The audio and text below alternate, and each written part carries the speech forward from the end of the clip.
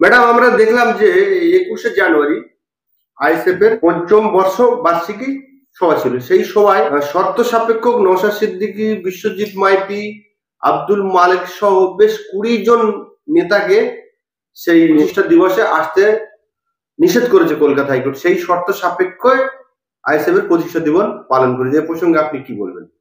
দেখুন, high court order দিয়েছে, high court নিশ্চয়ই সেই রকম কিছু বুঝেছে বা সেই রকম হাইকোর্টের হাতে ডকুমেন্টস ছিল, যে কারণে হাইকোর্ট এই রায়টা দিয়েছে।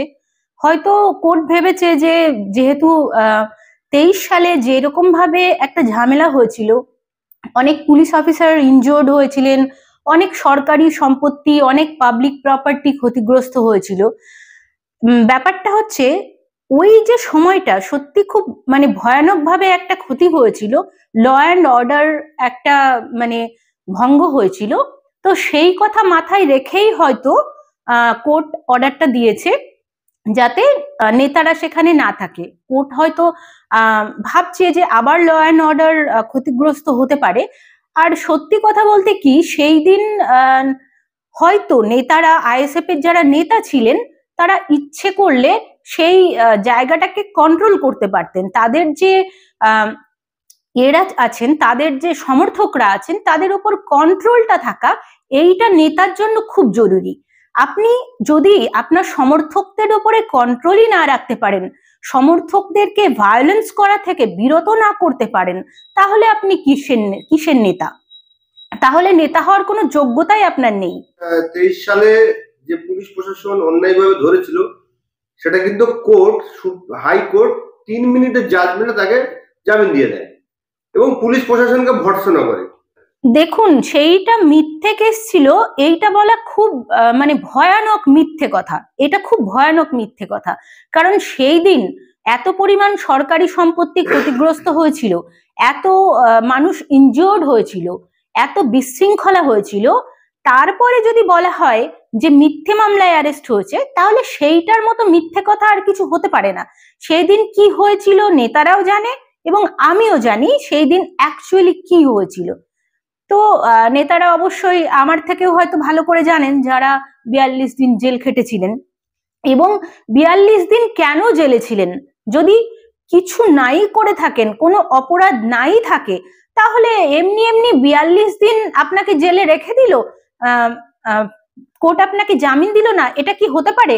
নিশ্চয়ই কিছু না কিছু অবশ্যই সেই রকম গুরুত্বপূর্ণ ব্যাপার ছিল বলেই 42 দিন জেল খাটতে হয়েছিল। তো সেক্ষেত্রে এটা মিথ্যে মামলা নয় বা মিথ্যে নয়, সেটা সময়ে পরে আবার জানা যাবে। সেটারও আমি জানি কি চার্জশিট পড়ে গেছে সেই মামলার। তো সবকিছুকে মিথ্যে এই বলে আমার মনে হয় মানুষকে বোকা বানানো যায় না। মানুষ যথেষ্টই বোঝে এবং আইনের ব্যাপারগুলো অনেক মানুষ খেয়াল রাখেন। তো তারা নিশ্চয়ই বুঝতে পারছেন যে ব্যাপারটা এমনি এমনি কেউ 42 দিন জেল খাটে না। এত বড় বড় উকিলেরাও 42 দিন, উকিলরা তার হয়ে সওয়াল করেছিল, এত বড় বড় উকিলরা, তারপরেও 42 দিন তাকে জেল খাটতে হয়েছিল। তো নিশ্চয়ই কিছু একটা ছিল কেসের মধ্যে, সেই জন্যই এমনটা বারবার কোর্ট পদক্ষেপ নিচ্ছেন। দেখুন, আপনার কথা আমি একমত হতে পারছি না। কারণ হচ্ছে, আমাদের রাজ্যে ইতিমধ্যেই কয়লা চুরি, গরু চুরি, চাকরি চুরি বলতে গেলে একটা বড় লিস্ট পড়তে হয়, এবং মন্ত্রী, এমএলএ, নেতারা তারা জেল খাটছে, কেউ জেল থেকে জামিনে আছে। ইভেন আমাদের রাজ্যের যুবরাজ, অঘোষিত যুবরাজ অভিষেক বন্দ্যোপাধ্যায়ের বিরুদ্ধেও অনেকগুলো অভিযোগ রয়েছে। ইডি ডাকছে, তারা স্ত্রীকেও ডাকছে, তারাও বিভিন্ন সভা কর্মসূচি করছেন। কিন্তু নওশাদ সিদ্দিকী কি এমন অপরাধ করেছেন? তিনি একজন ফুরফুরা শরীফের পীরজাদা বাড়ি থেকে বিলং করেন, যে তাকে তার প্রতিষ্ঠা দিবসের সভায় তাকে মঞ্চে ওঠার অনুমতি দেওয়া হলো না। এটা কিভাবে বলবেন? দেখুন, আমি আপনাকে এটা বলবো যে কখনো এমন হয়নি যে অভিষেক ব্যানার্জি একটা প্রোগ্রামে উপস্থিত আছেন আর তার উপস্থিতিতে তার সমর্থকরা বিশৃঙ্খলা করছেন, পুলিশকে মারছেন, পাবলিক সম্পত্তি ভাঙচুর করছেন, এই রকম কিন্তু কখনোই হয়নি। বা আরো যেসব নেতাদের কথা বলছেন, তাদের উপস্থিতিতে মনে হয় প্রোগ্রাম স্থলে, সভাস্থলের মধ্যে এই রকম ব্যাপার কখনোই ঘটেনি। যেটা খুব খারাপ ভাবে নওশাদ সিদ্দিকীর উপস্থিতিতে খুব ভয়ানক একটা বিশৃঙ্খলা হয়েছিল। এটাকে অনেকেই দেখুন, আমি একটা কথা বলবো, সব সময় বলেন মিথ্যে মামলা মিথ্যে মামলা। উনি মামলাগুলো খান বা উনার বিরুদ্ধে যে মামলাগুলো হয় সেইগুলো উনার নির্বুদ্ধিতার জন্য হয়, বা উনার এখন পর্যন্ত উনি রাজনীতিতে বা মানুষকে কন্ট্রোল করার যে ক্ষমতা, সেইটাতে পরিপক্ক হয়ে ওঠেননি বলেই উনাকে বারবার কেসে জড়িয়ে যেতে হয়। এবং এটা ওনার স্বীকার করে নেওয়া উচিত। বারবার মিথ্যে মামলা মিথ্যে মামলা এইটা বলাটা উচিত নয় আমি মনে করি। কারণ এখানে উনার শুধু দল নয়, আমাদের পশ্চিমবঙ্গে কিন্তু অনেক দল আছে, বামেরা আছেন, কংগ্রেসের নেতারা আছেন, তারা কিন্তু অনেক ভালো ভালো কাজ করেন, শুধুমাত্র ফুটেজ খাওয়ার জন্য মানে ইয়ে করেন না, মানে সবসময় ফুটেজ খাওয়ার জন্য কাজ করেন না।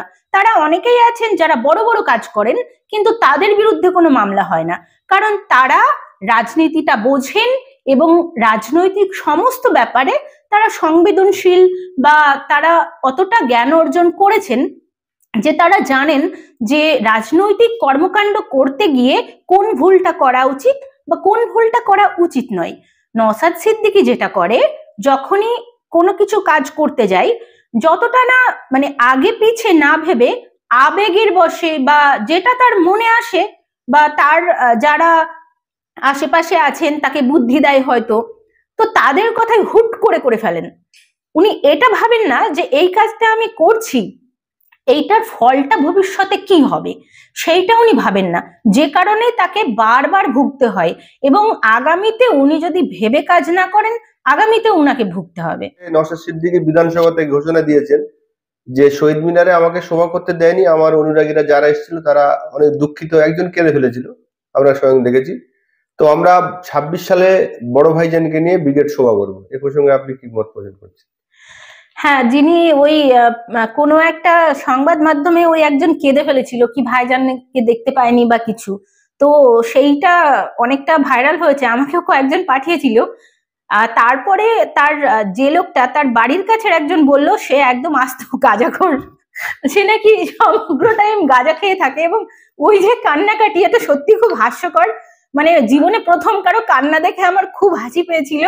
তো একজন গাঁজা খেয়ে সে সংবাদ মাধ্যমের সামনে সে গাঁজার ঘোরে এইরকম ভাবে কান্নাকাটি করছে, তো এইগুলো নিয়ে আমার কিছু আর বলার নেই, চর্চা না করাই ভালো।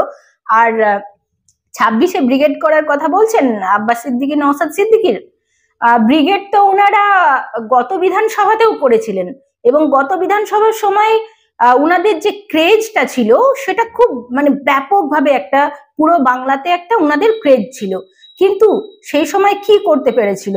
কিছুই করতে পারেনি। গত বিধানসভায় যে ব্রিগেড ছিল সেটা সংযুক্ত মোর্চা, বাম, কংগ্রেস, আইএসএফ এর যুক্তভাবে ছিল, তখন নবগত আইএসএফ দল ছিল। এখন কিন্তু অনেকটা পরিণত বলে সবাই বলছে, আমি নয়, মানে রাজনীতি মহল বলছে, সেই জন্য তারা এককভাবে ব্রিগেড করবে। দেখুন, ব্রিগেড করে কোনো লাভ হবে না, একদমই মানে ব্রিগেড করে লোক দেখানো, ব্রিগেড তো বামেরাও ভরেছিল, কিন্তু লোক ভরানো কোনো জায়গায় আর ভোট করা, এই দুটো সম্পূর্ণ ভিন্ন একটা ব্যাপার। মানুষ ভোট দেবে আপনার কাজ দেখে, আইএসএফ তো সেইভাবে কাজ দেখাতে পারেনি। এবং সত্যি বলতে কি, যতই সেকুলার বলুক, কিন্তু আইএসএফ এর মেন যে কি বলবো ভিত্তি, সেটা কিন্তু মুসলিম ভোট, শুধুমাত্র মুসলিম ভোট, শুধুমাত্র কিছু মুসলিম এলাকা, সেইখানেই কিছুটা ভোট আইএসএফ পায়।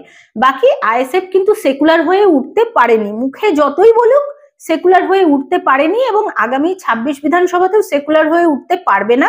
শুধুমাত্র মুসলিম ভোট কাটাকাটি করা, এইটুকুই তাদের জাস্ট লক্ষ্য, বা এইটুকুই তাদের কাজ। আর ভোট পেতে হলে 26-এ একটা সিট পেতে হলে, গত বছর ভাঙড়ের সিটটা কি কারণে পেয়েছে সেটা সবাই জানে, তো সেটা নিয়ে নতুন করে আর কিছু বলছি না। এবার একটাও সিট পেতে গেলে আপনাকে বুথে বুথে কাজ করতে হবে, আপনার কর্মী বাড়াতে হবে, এবং কর্মীদেরকে ভোট কিভাবে করতে হয়, মানুষের সঙ্গে সংযোগ কি করে করতে হয়, সেই ব্যাপারে শিক্ষা দিতে হবে। এই রাজনীতির শিক্ষাটা অনেক জরুরি।